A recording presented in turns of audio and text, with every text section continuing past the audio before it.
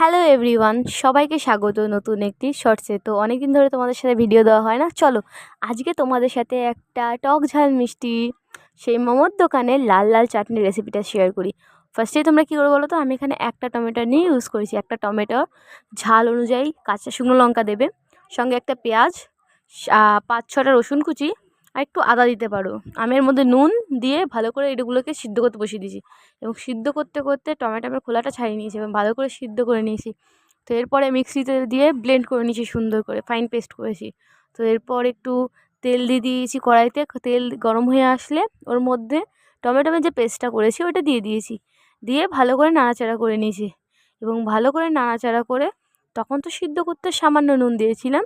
তো এর মধ্যে আবার একটু নুন আর স্বাদ মতো চিনি অ্যাড করলাম, যাতে টক ঝাল মিষ্টিটা ব্যালেন্স হয়। তো এরপর আমি লাস্টে এর মধ্যে কী করবে যে লেবু দেবে, লেবুর রস।